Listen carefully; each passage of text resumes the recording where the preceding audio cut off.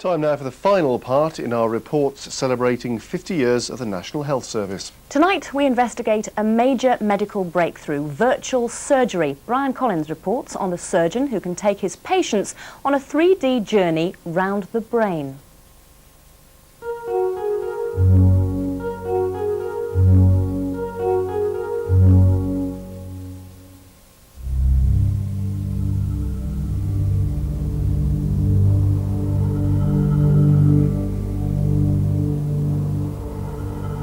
Top surgeon gives a little girl a tour through his own brain. You'll have the unique opportunity of looking into my brain as I did into yours. So we're going to fly into one of the bigger cavities and go down the connecting channel that I used to do your operation. The pictures they're watching are 3D virtual reality created by computer from images of surgeon Michael Vloberg's brain. He had himself scanned by the magnetic resonance equipment at Nottingham's Queen's Medical Centre.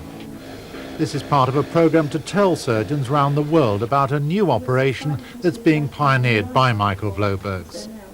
It's the most promising way so far to deal with hydrocephalus, water on the brain. Uncurable until 25 years ago and the cause of early death or severe disability for hundreds of children.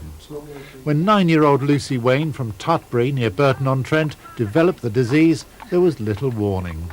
We were on holiday last July, and Lucy's mood started to change slightly. She was very withdrawn, she didn't look as though she was enjoying being on holiday.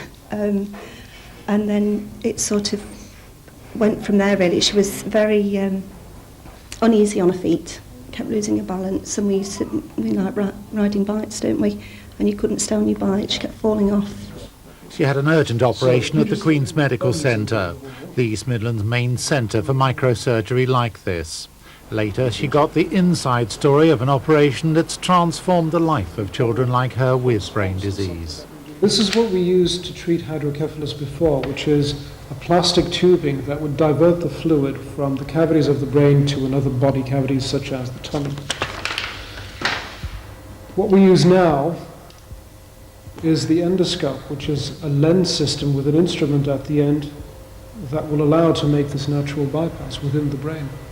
8 out of 10 bypasses are successful. 8 out of 10 operations by the old method eventually went wrong. Where I made the gateway to bypass the blockage was actually here. And the problem that you had was exactly there, blocking this little channel of fluid, so the fluid couldn't run off anymore. What we did before is have planar x-rays, which are like pictures, two-dimensional, and it's left to the talent of the neurosurgeon to rebuild them into a 3D picture. Some people are good at it, some are not very good at it.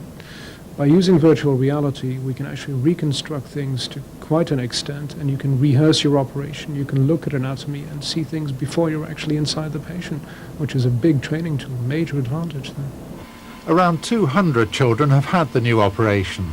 The task now is to train surgeons, giving hope for many more.